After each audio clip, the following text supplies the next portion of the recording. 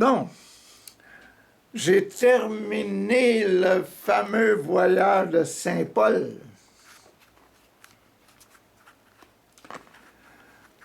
Qui a visité toute une série de places, hein, les voyages de Saint-Paul, toutes les paroisses, toutes les nouvelles qu'il a faites là.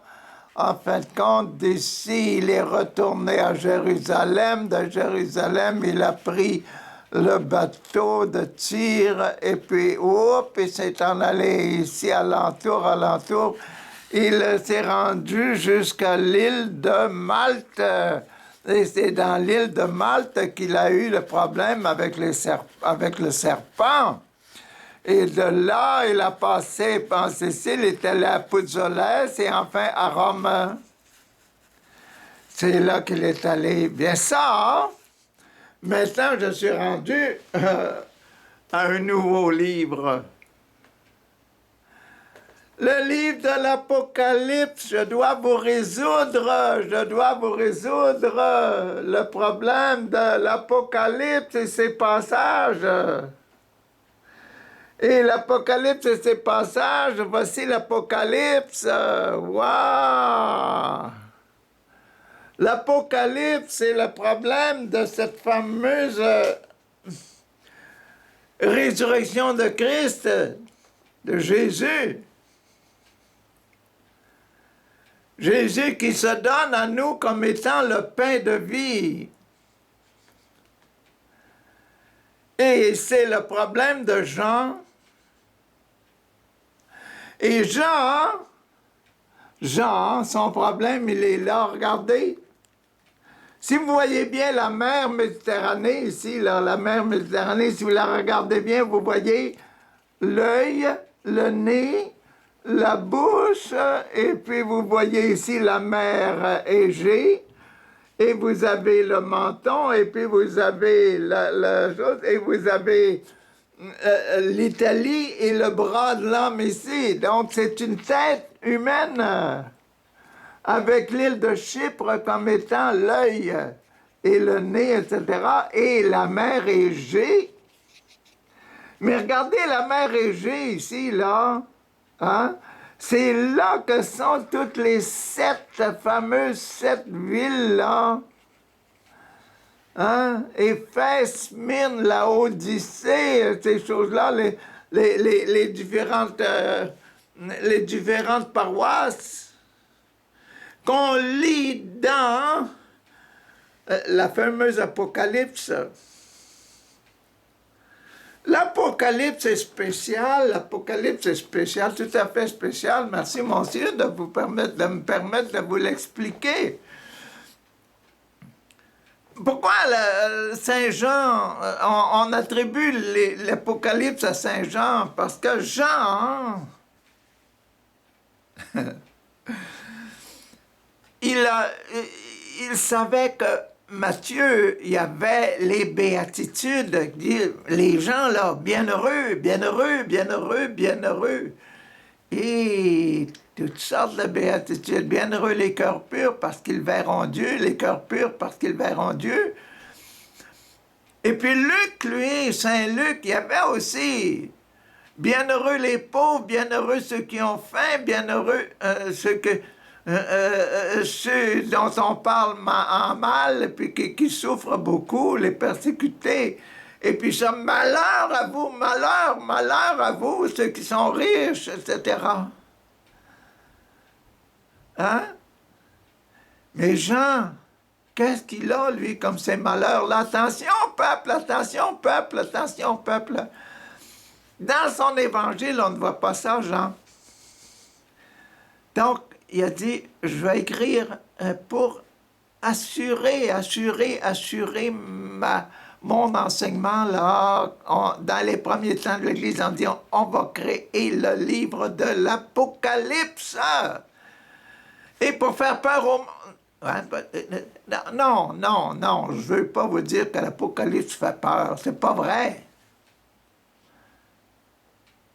Bien qu'on dise l'Apocalypse, on fait des imaginations de toutes sortes de fléaux, de toutes sortes d'histoires.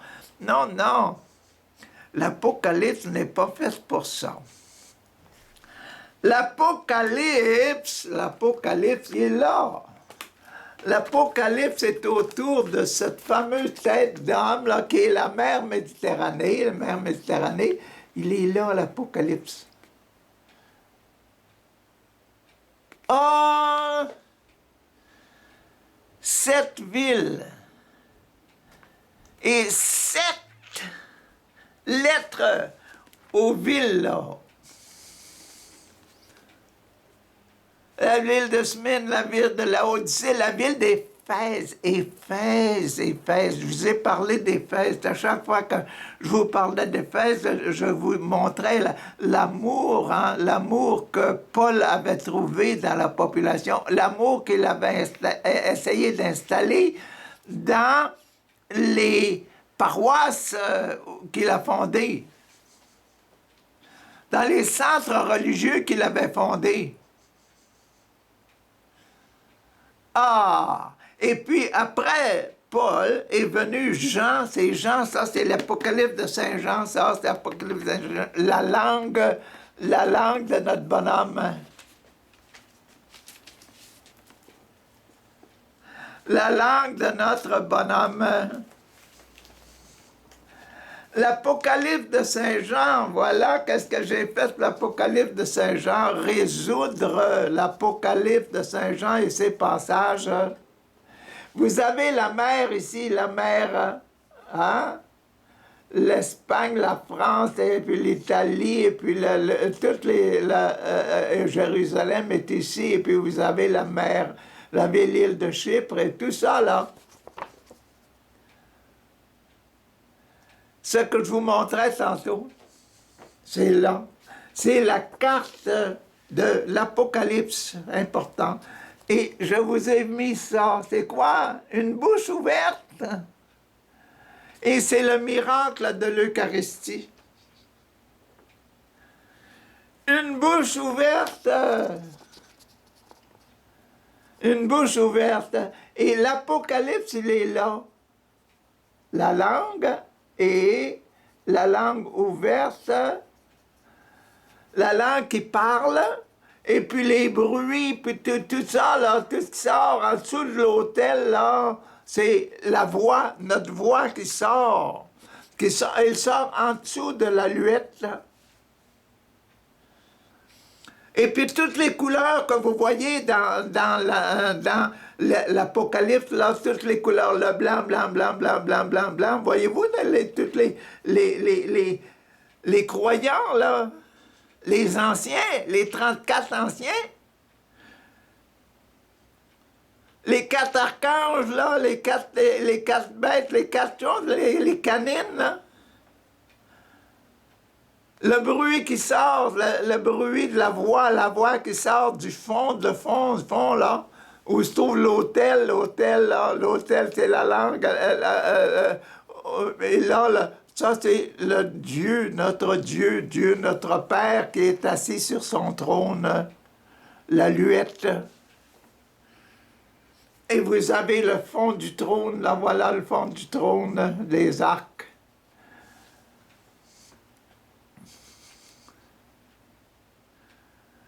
Le livre de l'Apocalypse, c'est la bouche. Notre bouche ouverte.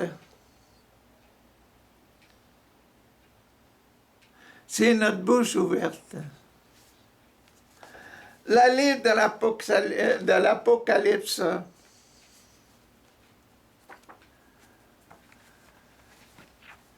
quand on commence l'Apocalypse, il faut approuver quelque chose. Et approuvons quelque chose. Approuvons. Approuvons quoi? Que l'Apocalypse doit se lire à haute voix, comme ses auteurs le demandent. Ils disent, ce livre-là, là, si vous voulez le comprendre, lisez-le à haute voix. Vous voulez déranger personne? Mettez-vous dans votre chambre, fermez la porte et puis mettez-vous une bonne lumière, puis lisez à haute voix l'Apocalypse. Prenez votre temps. Il faut il faut approuver ça d'abord dans votre tête, mettre ça dans votre cœur, que l'Apocalypse se lit à haute voix pour bien comprendre, bien saisir chacun des mots. Le livre montre une bouche ouverte d'un homme dont la langue, c'est la mer Égée, comme je vous ai dit, à côté de l'Italie, à côté de la Grèce. La mer Égée où Jean, dans une île, là, il était un détenu. Pourquoi? Parce qu'il parlait tellement de Jésus, de l'amour de Jésus, qui a donné sa vie sur la croix pour nous montrer comment vivre chrétiennement, vivre en vrai fils de Dieu. Voyez-vous? La langue, cette langue en Turquie, où on peut placer les noms des 7 églises, on peut placer, comme je vous ai dit, sur la langue, là, on place le nom des 7 églises. Sur la langue, on place le nom des 7 églises. Ici, les 7 églises sont là. Et la première, c'est Éphèse, où Jean a commencé à travailler avec Maman Marie.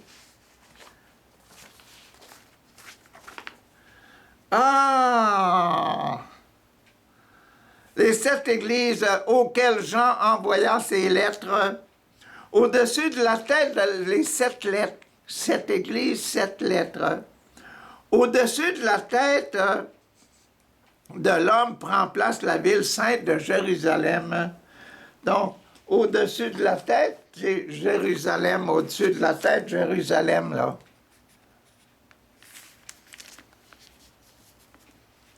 Voyez-vous? La situation, il faut bien se situer pour essayer de comprendre l'Apocalypse. Et puis de ne pas avoir peur. Ah, bon. Dans la bouche, dans notre bouche, il met de l'eau. Il met des adorateurs vêtus de blanc. Il met la luette comme le siège du trône, l'assise du trône. Il met les 4 canines dans les canines. Ah bon. On entend venir de dessous le palais, très coloré, des voix, des sons, des gargouillements. Tout ça, c'est dans le livre d'Apocalypse, dans le livre de la Révélation. On devine des mauvais microbes au travail pour détruire les dents et produire de mauvaises odeurs. On devine ça, que quelqu'un qui a toujours va se laver les dents, prend sa brosse à dents. Hein? La langue, la langue,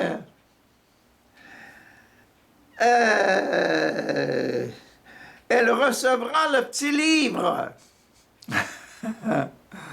La langue recevra le petit livre dans l'Apocalypse. Le livre entouré de 7 sceaux, bien scellés de 7 sceaux. Voilà le grand problème que Jean annonça dans le chapitre 6 de son évangile. Le Jean, chapitre 5 et chapitre 6, c'est l'aigle. L'aigle qui part en vol, les ailes de l'aigle. Le chapitre 6, c'est les plumes. Et puis dans la ligne des plumes, quand c'était le temps, Jésus dit, « Oh, celui qui ne mange pas mon corps et ne boit pas mon sang n'aura pas la vie éternelle. » Ouh là là! Et là, à partir de là, les apôtres se sont mis à s'éloigner de Jésus. On ne mangera pas ton corps, on ne boira jamais ton sang. C'est pas possible. Et c'est là le grand mystère, c'est là le grand mystère de la bouche ouverte avec l'Eucharistie. C'est ça le problème de Jean. Comment annoncer aux gens qu'ils ne doivent pas avoir peur?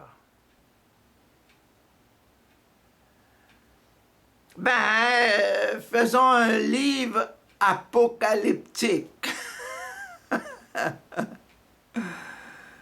Hein? Faisons un livre d'horreur et puis, hop, habituer le monde à ne pas avoir peur des fantômes.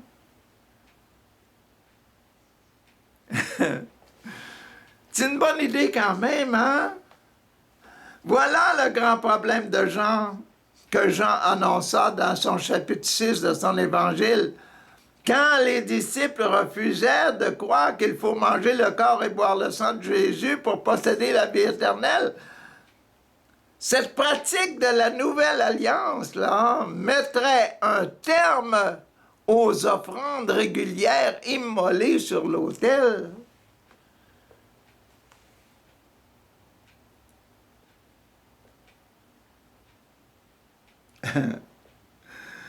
Cette pratique de la nouvelle alliance, imaginez-vous. Ceci est mon corps, ceci est mon sang. Prenez juste un petit morceau de pain.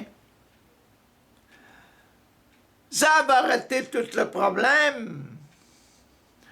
Il faut tuer des bœufs, il faut tuer des moutons, il faut tuer des colombes, il faut tuer des lapins, il faut immoler. C'est fini les immolations. Non, non, prenez ceci, mon corps, c'est seulement un morceau de pain. Et Jésus a fait des multiplications de pain dans les 4 évangiles. Et quand il parle, dans l'évangile de Jean, quand il parle que celui qui ne boit pas mon sang et ne mange pas mon corps n'aura pas la vie éternelle, qui ne mange pas ça, ce petit morceau de pain-là.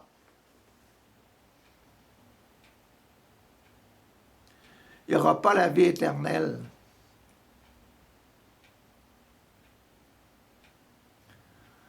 Ah! C'est grave, ça. Et voilà, hein? C'est bien le miracle, le corps, le morceau de pain qui devient corps et sang de Jésus, prouvé scientifiquement. Et ce miracle est arrivé en la présence et même le pape est allé voir.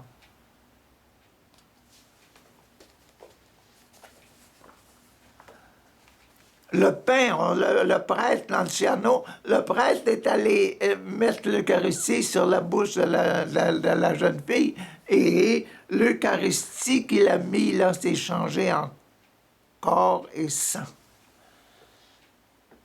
Et il y en a combien de miracles de l'Eucharistie que vous pouvez trouver dans votre computer, Google.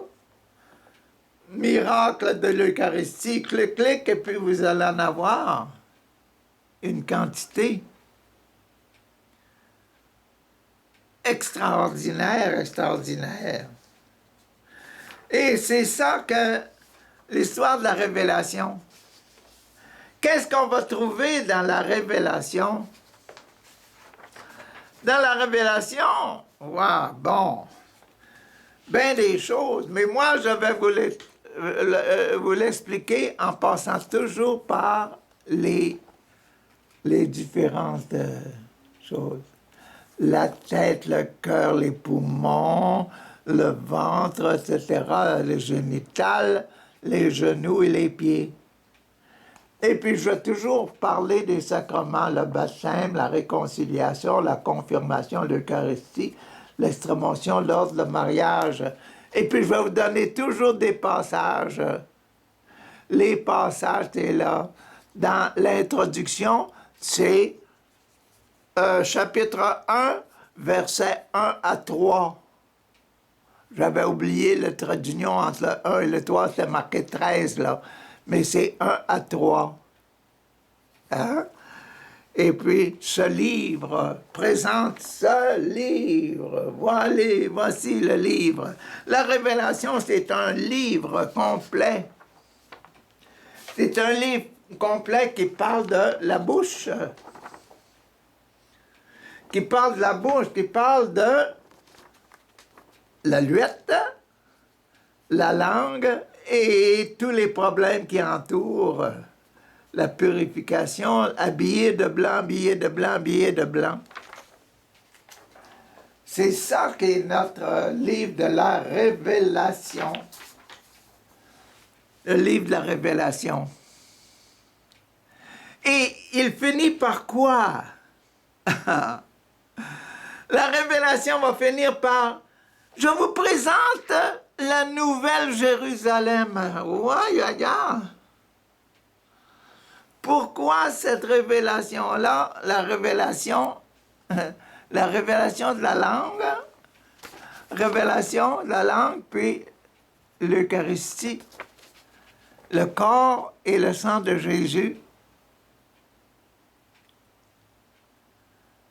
et la nouvelle Jérusalem, la nouvelle vie.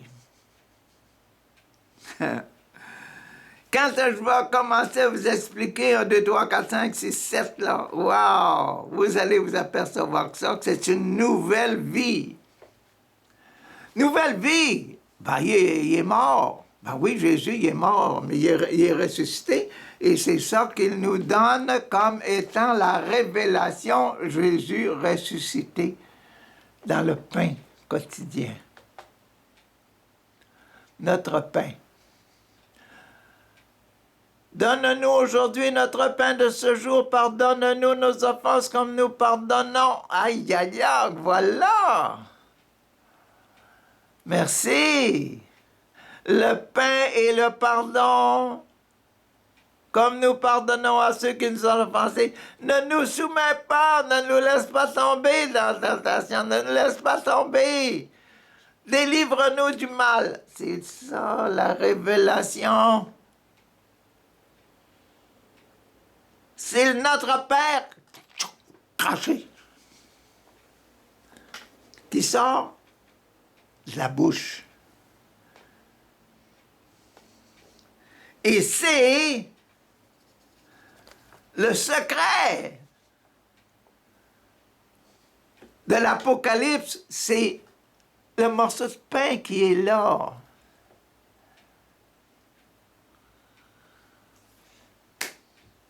Et le morceau de pain qui est là, vous allez vous apercevoir que c'est les lettres. Parce que dans l'affaire, là, vous allez vous apercevoir que la langue, là, sur la langue, c'est toutes les églises les 7 églises avec les 7 étoiles sont là. Et pour donner la vie nouvelle à cette série d'églises, à toutes les églises catholiques du monde entier, à toutes les églises chrétiennes du monde entier, ça prend une vie nouvelle. Et la vie nouvelle, c'est... Mais Jésus, sa vie ordinaire, est né de la Vierge Marie, a souffert son Pilate, a été crucifié, est mort, a été enseveli, est descendu aux enfers.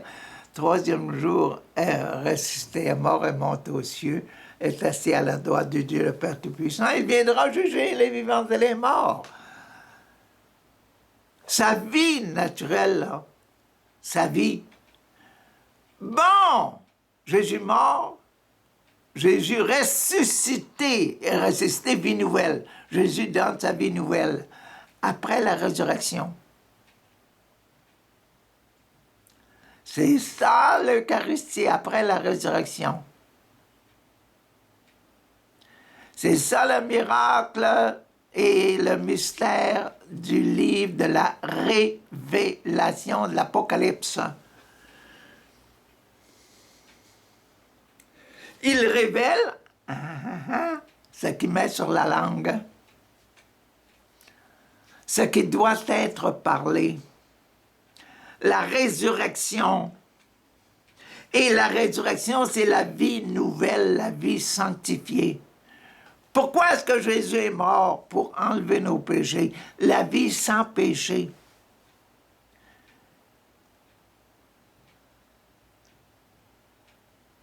Celui qui s'habitue à aller à l'Eucharistie, à aller recevoir le sacrement de l'Eucharistie, là,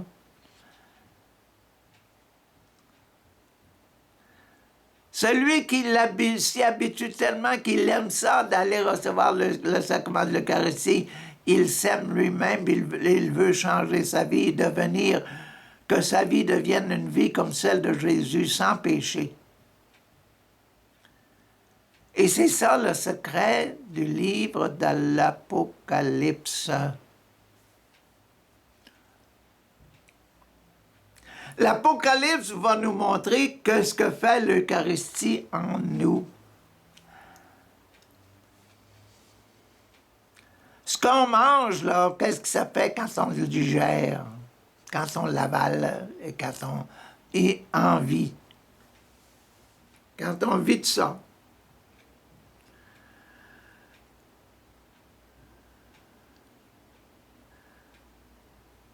L'Apocalypse, c'est pas une histoire de merveilleuse transformation, des choses qu'on ne comprend pas, qu'il n'y a pas moyen de trouver. Non, c'est pas ça. C'est simplement une explication de la transformation que donne le sacrement de l'Eucharistie.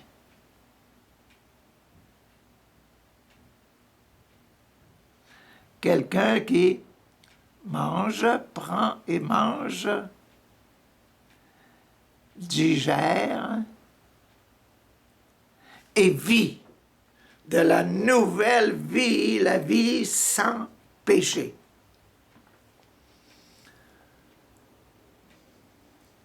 Donne-nous aujourd'hui notre pain quotidien. Ah bon! Faites attention au reste, pardonne-nous nos offenses. Ah, voilà, le fait du sacrement de l'Eucharistie. Pardonne-nous nos offenses comme nous pardonnons à ceux qui nous ont offensés. Ne nous laisse pas tomber. Le sacrement de l'Eucharistie ne nous laisse pas tomber. Donne-nous le courage de continuer, de travailler, d'en faire, d'en produire des enfants de Dieu. Et enfin, délivre-nous du mal éternel de l'enfer.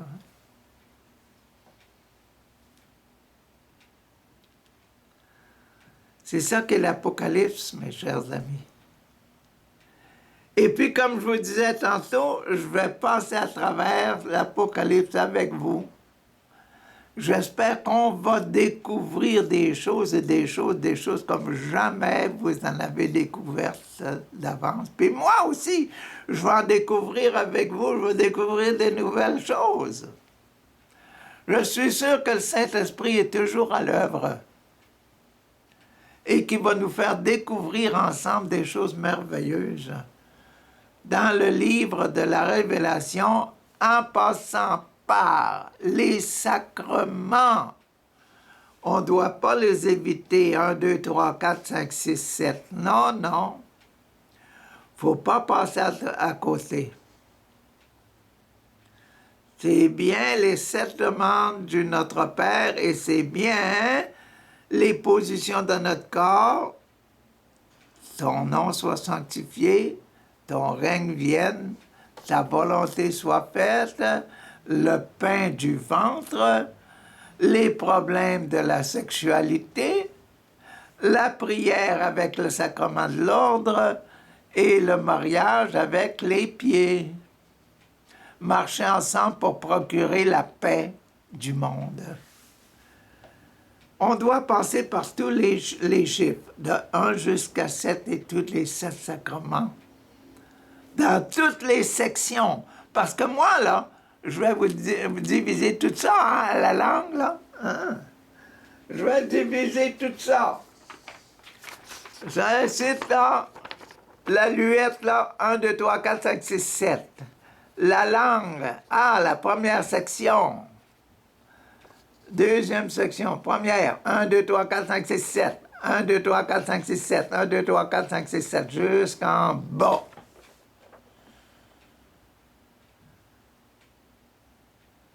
Je vais tout vous diviser ça.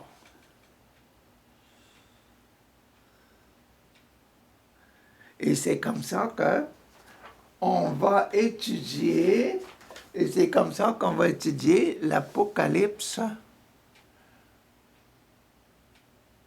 On ne se fera pas d'histoire de maison hantée. Non, non, non, non. On va essayer de comprendre le mystère du sacrement de l'Eucharistie. Parce que prenez, ceci est mon corps, prenez et buvez, ceci est mon sang. C'est la grande difficulté que Jésus avait avec les ailes de son oiseau, de sa colombe. Les ailes qui permettent à la colombe de monter au ciel. Bonne journée.